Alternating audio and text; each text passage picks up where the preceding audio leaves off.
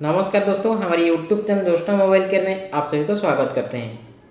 दोस्तों, आज की टॉपिक में हम चार्जिंग सेक्शन के ऊपर बात करेंगे। आज हम वीवो की जो टेम्परेचर टू लो और टू हाई होती है उसके ऊपर बात करेंगे। आज हमारे पास एक वीवो S1 प्रो का मोबाइल है जो कि चार्जिंग एरर का इशू मेरे पास आया है। आज हम इसको सॉल्व करने की कोशिश करेंगे इस वीडियो पे। तो चलिए दोस्तों, आज की वीडियो पे हम चार्जिंग सेक्शन के ऊपर काम करते हैं। ये देखिए दोस्तों, ये वीवो S1 प्रो का मोबाइल है। जो भी कंडीशन पे हमारे पास आया है वही कंडीशन पे हम इसको रिपेयर करने की कोशिश करेंगे। पहले हम इस पर चार्जर लगाकर चेक कर लेते हैं कि एक्चुअली इस पर इशू क्या है।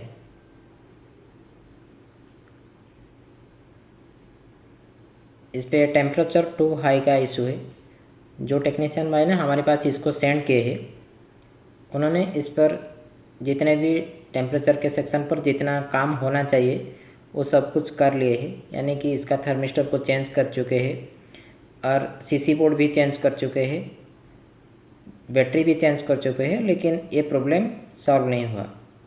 आज हम इसको रिपेयर करने की कोशिश करेंगे, ये मसला कहाँ से है और इसको रिपेयर करेंगे।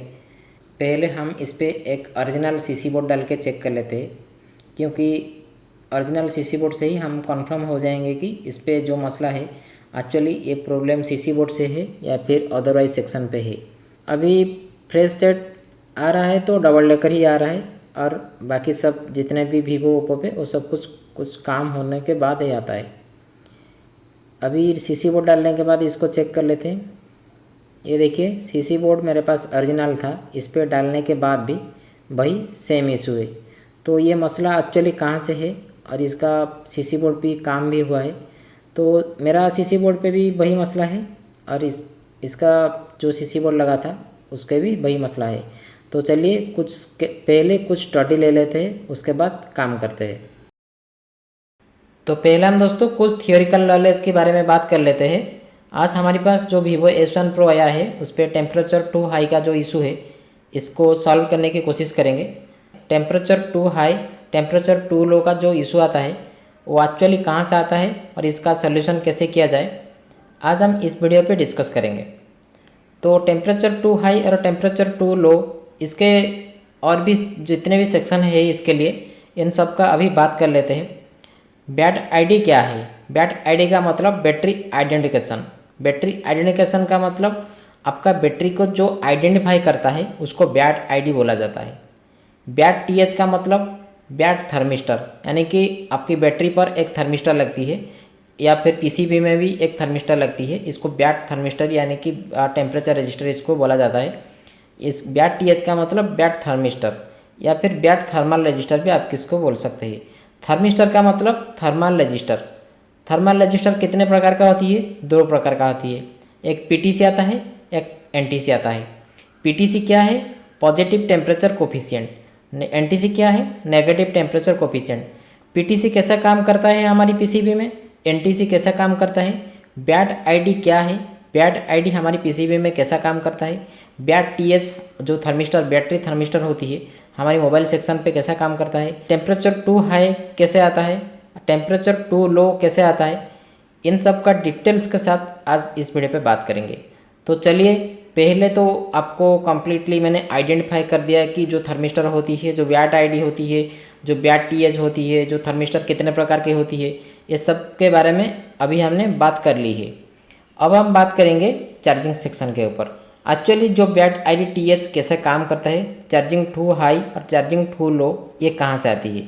तो मैंने कुछ इमेज यहाँ से खुद बनाया हूँ जो कि आपको समझने के लिए आसान हो जाएगा। तो यहाँ से मैं जो आज का वीडियो बना रहा हूँ दोस्तों, आप ध्यानपूर्वक इस वीडियो को देख लीजिए, क्योंकि इस पर आपको बहुत फ़ायदे मिलेंगे और इसके ज़रिए आप काफ़ी सारी टेम्परेचर सेक्शन का रिपेयर कर सकते हैं। पहले हम बैट आईडी सेक्शन के ऊपर बात करते हैं। बैट आईडी के सेक्शन पर बात करने से पहले मैं आपको बता देता हूं कि जो भी सेक्शन पे हम काम करेंगे हमारी BQIC लग सकता है या फिर DC टू DCIC इसको बोल सकते हैं, या फिर आप इसको PMI बोल सकते हैं। PMI आपका क्वालकॉम पे मिलेगा, BQ भी क्वालकॉम पे मिलेगा, लेकिन DC टू DC आपका सारी जगह पर मिलेगा। PMI 632 हो या फिर PMI 8952 हो, जो भी हो स्टडी एक ही है। आपको जो प्रॉब्लम है आपके दिमाग में घुसना चाहिए। यहाँ से हमारी BQIC से एक लाइन जाता है जो कि इसको बैट ID बोला जाता है। जो भी सेट आपके पास आए, एक लाइन गया जो कि बैट ID लाइन गया बैटरी कनेक्टर के पास। बैटरी कनेक्टर के पास आपका एक लाइन गया जो कि ये देखिए, ये जो लाइन गया यहाँ से, ये क्या, ये आपकी ये जो लाइन है आपकी बैटरी ID लाइन। ये लाइन कहाँ से गया, ये लाइन यहाँ से गया। यहाँ से एक रजिस्टर एक डायोड देकर यहाँ से गया। रजिस्टर की वैल्यू क्या है, 100 किलो ओम्स। 100 किलो ओम्स की रजिस्टर यहाँ से लगी है, जो कि एक सिरा इसका ग्राउंड पर है और दूसरा सिरा इसका लोड पर है। मान लो कि एक एग्जाम्पल के दौर में आपको बता रहा हूँ कि यहाँ से 1.8 वोल्ट की लाइन बैटरी ID को दिया गया है। यहाँ से 1.8 वोल्ट की लाइन जो दिया गया है, यहाँ से एक रजिस्टर यहाँ से लगी जो कि 100 किलो ओम्स की, और यहाँ से जो लाइन गया, ये बैटरी जब तक यहाँ से कनेक्ट नहीं होगा तब तक यहाँ से 1.8 वोल्ट शायद मिल सकता है, क्योंकि इस पर अब कुछ लोड नहीं, सिर्फ एक रजिस्टर लगी है जो कि अभी इसको लोड पर नहीं दिया गया है। बैटरी के अंदर और एक रजिस्टर आपको मिलेगा। बैटरी के अंदर जो रजिस्टर मिलेगा 50 किलो ओम्स का रजिस्टर, ये जो 50 किलो ओम्स का रजिस्टर यहाँ से आपको मिला, इसका भी एक सिरा यहाँ से ग्राउंड पर है। ये 100 किलो ओम्स की जो रजिस्टर यहाँ से लगी है, एक सिरा ग्राउंड पर है, और ये 50 किलो ओम्स का जो रजिस्टर लगी है, एक सिरा ग्राउंड पर है। जब दोनों रजिस्टर आपकी लोड पे रहेगा, एक सिरा और दूसरे सिरा दोनों पर आपकी ग्राउंड पर रहेगा, उस कंडीशन पे इसको पैरेलल सर्किट बोला जाता है। पैरेलल सर्किट कैसा काम करता है आपको आगे हम कम्प्लीटली डिटेल के साथ बताएंगे। ये बैटरी के साथ जो रजिस्टर यहाँ से लगी 50 किलो ओम्स के रजिस्टर यहाँ से गया, जब यहाँ से बैट ID के साथ ये जो बैटरी कनेक्टर और ये जो ID लाइन ये एक साथ जब कनेक्ट हो जाएगा, उस टाइम से ये 0.7 वोल्ट हो जाएगा। कैसे 0.7 वोल्ट हो जाएगा मैं अब आगे आपको बताऊंगा। एक सर्किट यहाँ से बनाया हूँ जो कि 100 किलो ओम्स के रजिस्टर मैंने लिया हूँ, जो कि एक ग्राउंड है और दूसरा लगी है यहाँ से हमारी बैटरी के अंदर जो कि 50 किलो ओम्स का रजिस्टर है। ये भी एक सिरा ग्राउंड पर है, ये भी एक सिरा ग्राउंड पर है। जब एक साथ दोनों रजिस्टर ग्राउंड पे रहेगा और एक लाइन हमारी लोड पे रहेगी, उस कंडीशन से इसको पैरेलल सर्किट बोला जाता है। अभी हम बात करेंगे ये पैरेलल सर्किट कैसा काम करता है। ये हमने एक वाटर टैंक लिए है जो कि यहाँ से हमने पानी इन हो रहा है, यहाँ से हमारी वाटर इन हो रहा है। यहाँ से जो वाटर हमारी इन हो रहा है, ये वाटर यहाँ से इन हो गया, लेकिन आप देख रहे हैं यहाँ से ज़्यादा पानी यहाँ से इनपुट हो रहा है, लेकिन यहाँ से आउटपुट हमारी क्या हो रहा है, बहुत कम पानी आउटपुट हो रहा है। जब यहाँ से हमारी बहुत कम पानी आउटपुट हो रहा है, यहाँ से बहुत ज़्यादा पानी इनपुट हो रहा है, तो यहाँ से कम पानी आउटपुट होने का वजह क्या है मैं अभी आपको बता देता हूँ। यहाँ से हमने एक होल किए जो कि कुछ पानी यहाँ से ड्रॉप हो गया, यानी कि ये ग्राउंड के साथ कनेक्ट हो गया, समझ गए, ग्राउंड के साथ कनेक्ट हो गया। यहाँ से एक होल हुआ जो कि यहाँ से जो पानी जा रहा है, कुछ पानी यहाँ से ड्रॉप हो गया। अब ये जो पानी यहाँ से ड्रॉप हो गया, फिर हमने क्या किया, और एक होल किए जो कि और भी पानी यहाँ से बहने लगी। जब और यहाँ से पानी बहने लगी तो और दो होल हो गए यहाँ से, तो यहाँ से जो पानी जा रहा था वो पानी यहाँ से क्या होगा, स्लो हो गई। इसी तरह से मैंने जो अभी आपको बताया, जो सर्किट अभी मैं बता रहा था, 100 किलो ओम्स की रजिस्टर कुछ यहाँ से ग्राउंड किया और 50 किलो ओम्स कुछ रजिस्टर ग्राउंड किया। जब यहाँ से दोनों रजिस्टर पे लोड पड़ा, कुछ ग्राउंड, ये कुछ ग्राउंड कर दिया, ये कुछ ग्राउंड कर दिया, यहाँ से 0.7 वोल्ट ही बना, जो कि ये जो सप्लाई है यहाँ से कनेक्टिविटी। जब यहाँ से आपकी कनेक्टिविटी नहीं होगा ID के साथ, तो यहाँ से आपकी बैटरी कनेक्टर के पास आपकी वोल्टेज वेरिएशन हो सकता है, या फिर ये जो वोल्टेज यहाँ से इस टाइम से आपकी फ़ोन लोगो आकर रिस्टार्ट हो सकता है। ये आपकी ID लाइन की इशू है। अब हम बात करेंगे टेम्परेचर की लाइन पर। ये हमने एक डायग्राम बनाया हूँ जो कि आपको समझने में आसान हो जाएगा। जिस तरह से मैंने बैटरी ID लाइन को आपको समझाया, उसी तरह से यहाँ से BQIC, PMIC, DC to DC IC, ये 3 IC जो यहाँ से DC to DC IC आप इसको बोल सकते हैं, या फिर PMI IC बोल सकते हैं, BQIC बोल सकते हैं। इस पे एक लाइन जाता है जो कि इसको आप बोल सकते हैं थर्मिस्टर लाइन। ये बैटरी कनेक्टर के पास जाता है, ये बैटरी कनेक्टर के पास ही गया है थर्मिस्टर की लाइन। ये जो बैटरी कनेक्टर के पास गया है थर्मिस्टर लाइन, यहाँ से ये लाइन गया है। यहाँ से RBIAS की और एक लाइन दिया गया है जो कि इसको रिफरेंस बायस बोल सकते हैं। ये जो रिफरेंस बायस यहाँ से और एक वोल्टेज यहाँ से रजिस्टर यहाँ से दिया गया है। जो रजिस्टर यहाँ से लगी है इसको आप R1 बोल सकते हैं, क्योंकि थर्मिस्टर पर जितने भी टेम्परेचर सेक्शन है उस पर आपकी डिवाइडर सर्किट बनेगा। मैं आगे समझाऊंगा कि डिवाइडर सर्किट यहाँ से क्यों बनता है। यहाँ से आपकी R1 10 किलो ओम्स की रजिस्टर यहाँ से लगी है जो कि रेफरेंस बायस पे R बायस यानी कि रेफरेंस बायस पे यहाँ से 10 किलो ओम्स, इसको R1 10 किलो ओम्स की रजिस्टर यहाँ से लगी है। जो 10 किलो ओम्स की रजिस्टर लगी है वो इसके साथ लगती है, जो कि इसके साथ कोई ग्राउंड वगैरह यहाँ से कनेक्शन नहीं है। कभी कभी आपको ये लाइन पर डायरेक्टली ये 10K की रजिस्टर मिल सकता है। कंपनी अपने हिसाब से किसी भी मॉडिफाइड करता है जो कंपनी ने बनाया है। मैं एक एग्जाम्पल के दौर आपको बता रहा हूँ कि ये सब कुछ ऐसा काम करता है। यहाँ से 10 किलो ओम्स की रजिस्टर कंपनी ने दिया है। यहाँ से जो 10 किलो ओम्स की रजिस्टर यहाँ से लगी है रेफरेंस बायस की, वो कहाँ से लगी है, हमारी टेम्परेचर की TH की लाइन पर, बैटरी थर्मिस्टर की लाइन पर। यहाँ से एक TBS डायोड लगा है और यहाँ से एक रजिस्टर लगी है जो कि रजिस्टर की दोनों सिरे पर हमको, एक सिरे पर हमारी टेम्परेचर की लाइन है, दूसरे सिरे पर हमारी रेफरेंस बायस है। रेफरेंस बायस पे हमारी वोल्टेज यानी कि लोड दिया गया है। जब यहाँ से R1 को 10 के रजिस्टर यहाँ से दिया गया है तो यहाँ से जो वोल्टेज यहाँ से इनपुट होगा विदाउट चार्जर से, एक एग्जाम्पल के थ्रू मैं बता रहा हूँ कि 2.8 वोल्ट यहाँ से आपको मिलेगा। ये वोल्टेज भी आपकी वेरिएशन होगा जब तक आपकी बैटरी कनेक्ट नहीं होगा। जब यहाँ से आपकी बैटरी कनेक्ट हो जाएगा यहाँ से आपकी वोल्टेज ड्रॉप हो जाएगा, यानी कि जो 2.8 वोल्ट आ रहा था यहाँ से 1.4 वोल्ट हो जाएगा। 1.4 वोल्ट कैसे हो जाएगा मैं अभी आपको बता रहा हूँ। यहाँ से हमारी PMIC से एक थर्मिस्टर की लाइन गया जो कि बैटरी कनेक्टर के पास। यहाँ से एक 10 किलो ओम्स की रजिस्टर बैठा है जो कि आपकी बीच में इसके रास्ते पर एक 10 किलो ओम्स की रजिस्टर बैठाया गया है। इसको रेफरेंस बायस भी बोल सकते हैं, या फिर इस लाइन पर आप एक 10 किलो ओम्स की रजिस्टर इसको पाए। 10 किलो ओम्स की रजिस्टर जब इस पे लगा, बैटरी के अंदर आपको 10 किलो ओम्स की रजिस्टर देखने के लिए मिलेगा। जब थर्मिस्टर पे आप काम करेंगे, थर्मिस्टर टेम्परेचर सेक्शन पे आप काम कर रहे हो, यहाँ से आपको 2 रजिस्टर मिल सकता है, कभी कभी 3 रजिस्टर भी मिल सकता है।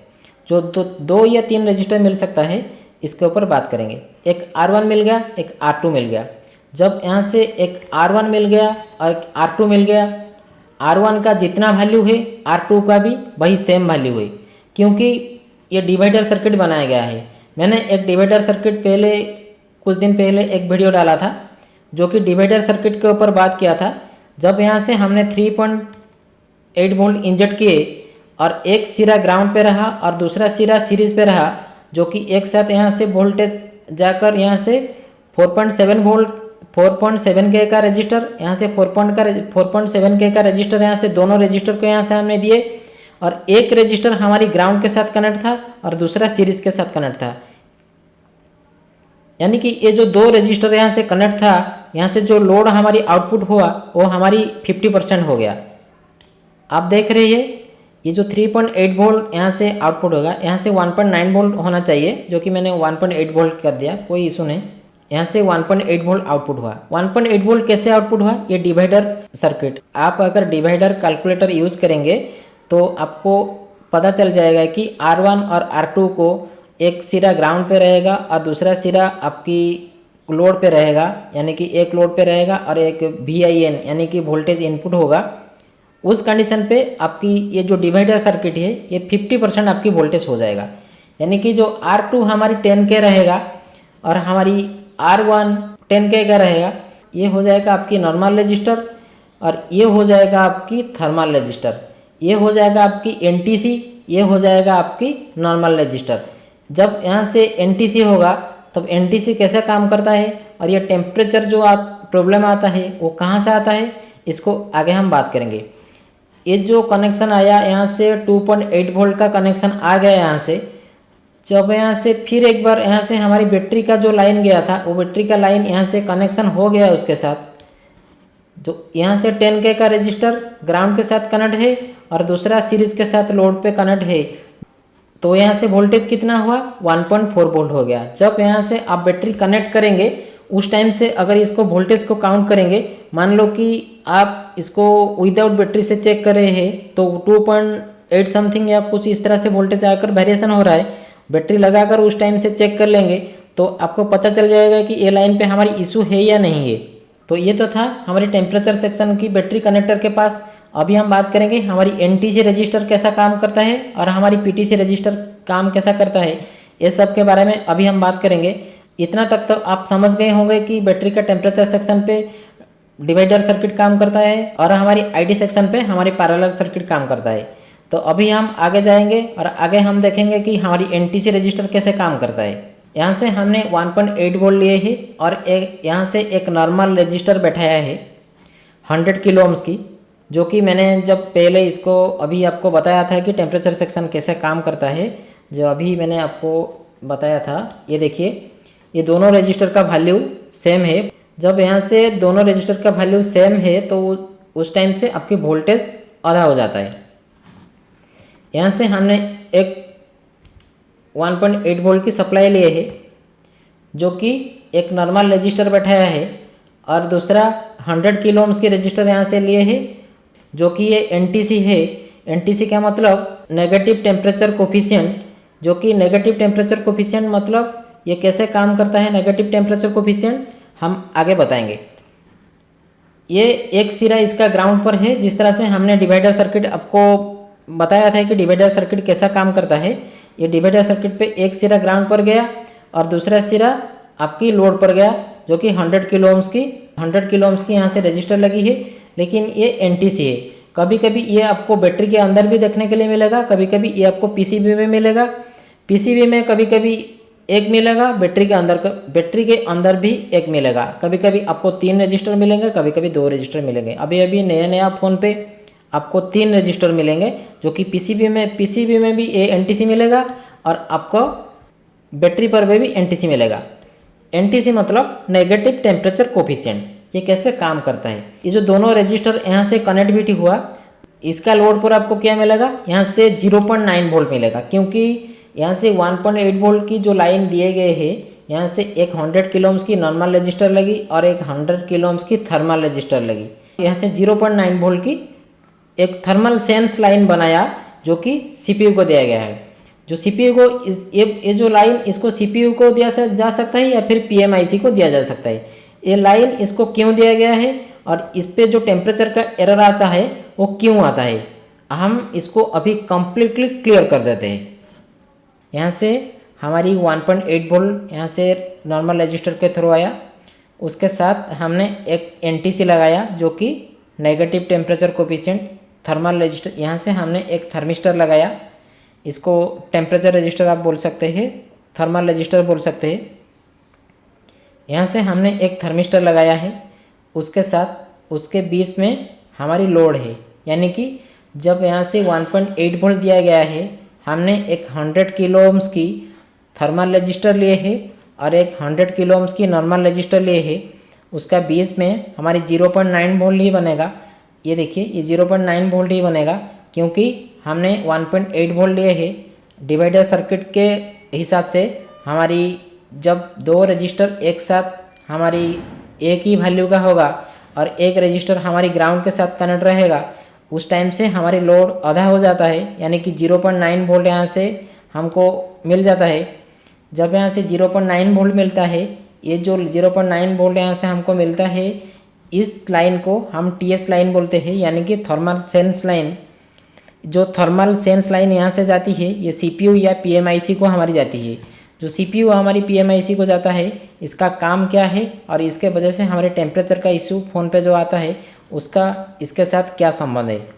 मानो कि आपके पास एक टेम्परेचर का रजिस्टर लगा है और एक नॉर्मल रजिस्टर लगा है, जो कि दोनों का वैल्यू सेम है, और ये जो टेम्परेचर का रजिस्टर है उसका वैल्यू भी 100 किलो ओम्स का है और हमारी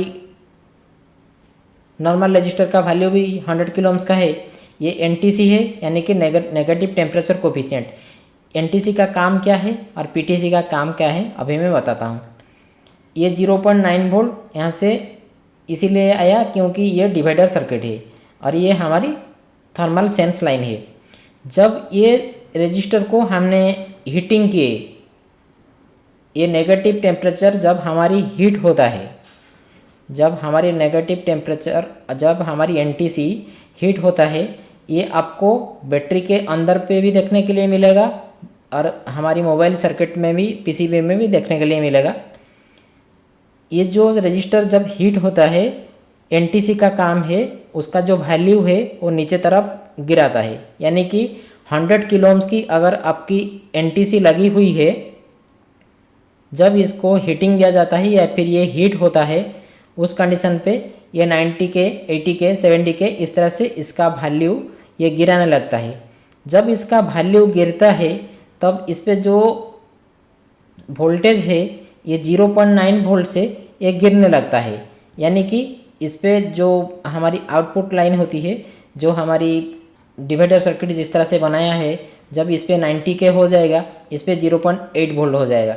इसी तरह से अगर इस पे वैल्यू गिरता है, यानी कि 100 kilo ohms, 90 kilo ohms, 80 kilo ohms, 70 kilo ohms इस तरह से होता है, उसका जो थर्मल सेंस पॉइंट है उस पर 0.8, 0.7, 0.6 इस तरह से वोल्टेज गिरने लगता है। लेकिन 0.9, 0.8, 0.7, 0.6 इतने तक ही ये सीमित है। यानी कि सीपीयू को कमांड दिया गया है, या फिर पावर आईसी और सीपीयू के बीच जो कम्युनिकेशन है उसके हिसाब से वो 0.6 तक वो डाटा को समझते हैं। और 0.6 से ये नीचे चला जाएगा, इस कंडीशन पे सीपीयू डिस्प्ले को शो करेगा, डिस्प्ले के अंदर आपका शो हो जाएगा इस कंडीशन पे। क्योंकि सीपीयू को बताया गया है अगर 0.6 से नीचे चला जाएगा, सीपीयू एक काम करेगा, 0.5 जब हो जाएगा उस टाइम से टेम्परेचर टू हाई का एक मैसेज दे देगा। आप समझ गए? जब ये 100 किलो ओम्स था, 90 किलो ओम्स था, 80 किलो ओम्स था, 70 किलो ओम्स था, तब तक ठीक था, 0.6 वोल्टेज तक सही था। यानी कि सीपीयू को एक रेशियो दिया गया है जो कि वो समझता है 0.6 वोल्टेज तक ये सही है।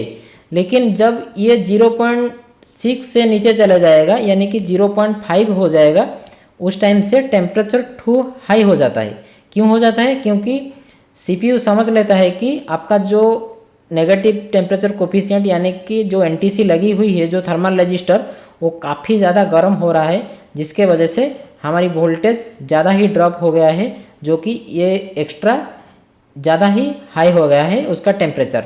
इसीलिए ये टेम्परेचर का हाई हो जाता है। जब इसका वैल्यू गिरता है, टेम्परेचर इसका जो वैल्यू जब गिरता है उस कंडीशन पे ये टेम्परेचर हाई होता है।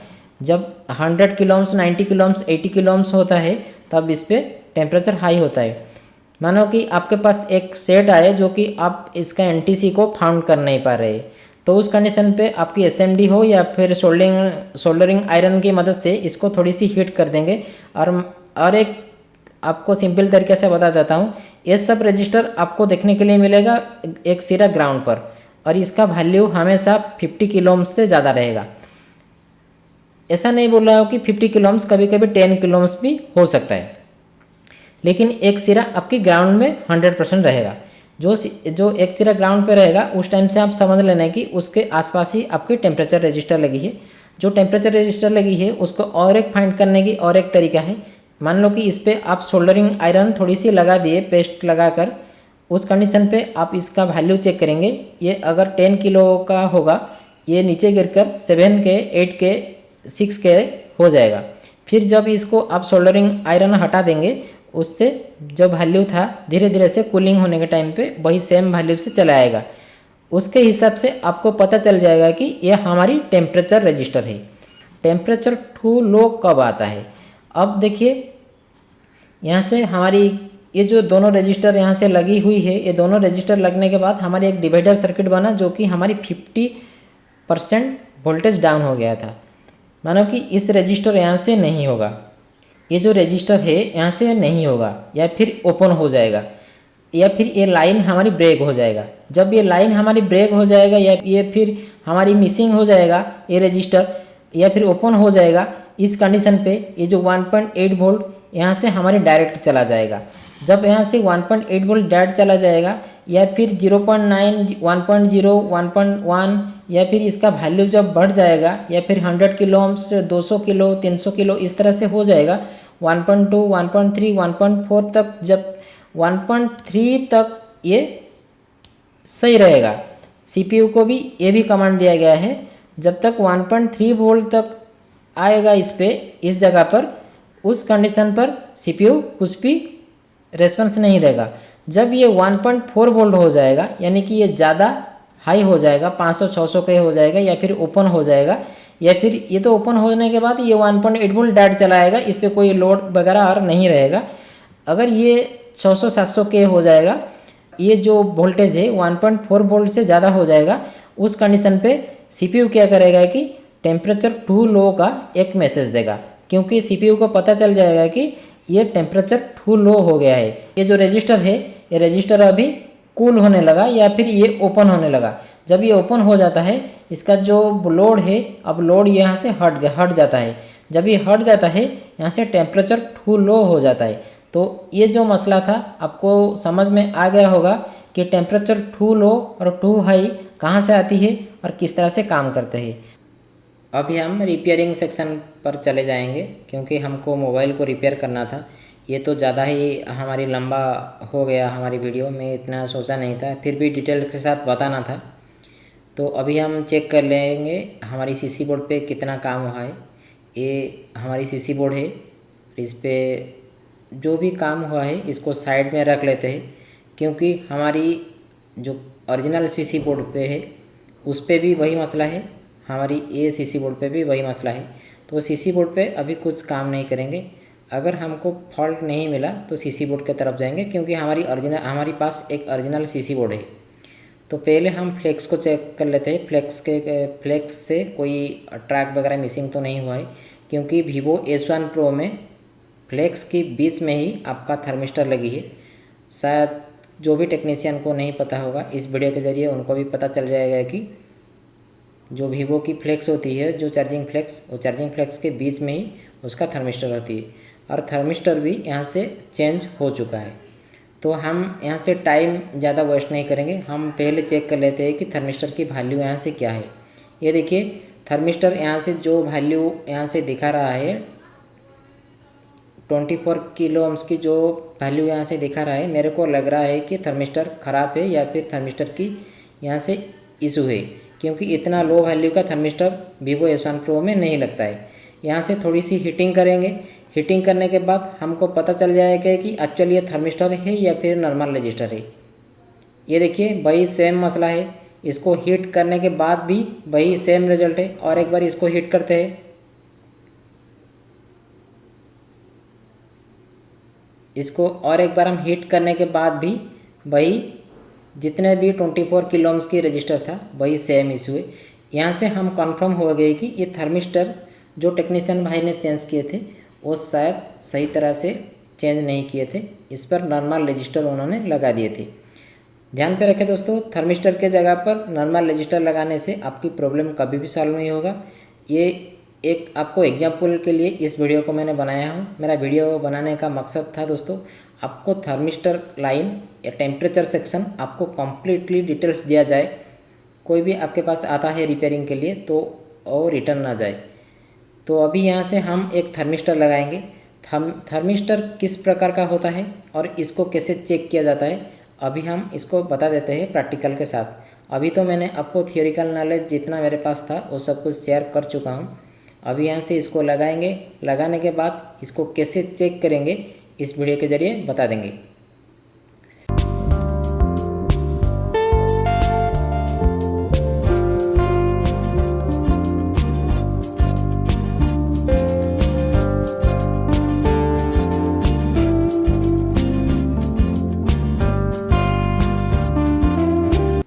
ये अच्छी तरह से लग गया है। ये थर्मिस्टर अच्छी तरह से लगने के बाद हम अब चेक करेंगे हमारी थर्मिस्टर का वैल्यू क्या है। और थर्मिस्टर का जो वैल्यू है वो एक्चुअली हीट देने के बाद किस तरह से नीचे इसका वैल्यू होता है अभी बता देंगे। ये 65.3 किलो ओम्स की थर्मिस्टर है।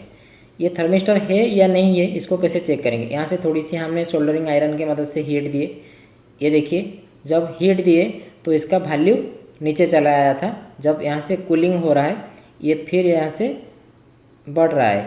तो इसको कंफर्म होने के लिए फिर हमने यहाँ से थोड़ी सी हीट देंगे। यहाँ से हम कंफर्म होने के लिए फिर यहाँ से थोड़ी सी हम हीट दे देंगे सोल्डरिंग आयरन से। उसके बाद फिर हम चेक करेंगे। ये देखिए ये 64K का हो गया थोड़ी सी कूलिंग होने के बाद। अब फिर यहाँ से हम थोड़ी सी हीट देंगे। यहाँ से जब थोड़ी सी हीट देंगे उस टाइम से फिर एक बार हम चेक करेंगे। ये देखिए ये कितने नीचे हमारी वैल्यू चला है। जब यहाँ से हम हीट दे रहे हैं सोल्डरिंग आयरन से ये हमारी वैल्यू नीचे तरफ चला जा रहा है। जबकि मैंने आज जो स्टडी आपको बताया था उस स्टडी के हिसाब से ये हमारी फार्मूला ओके काम कर रहा है। तो यहाँ से तो हमारी थर्मिस्टर लग गई है।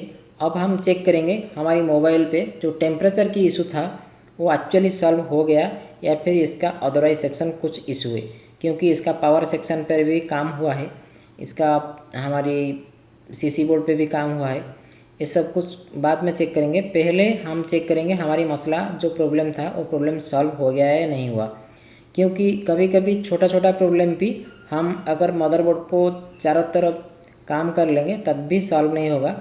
अगर आपको प्रॉपर नॉलेज ना हो तो फ़ोन ख़राब भी हो सकता है, डेड भी हो सकता है।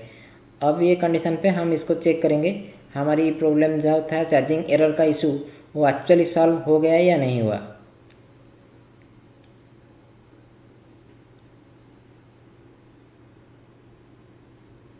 ये देखिए ये नीचे जो हमारी चार्जिंग सिंबल आ गया यहाँ से टर्बो चार्जिंग की, यहाँ से हमको पता चल गया कि ये हमारी जो चार्जिंग इशू था वो 100% सॉल्व हो गया है दोस्तों।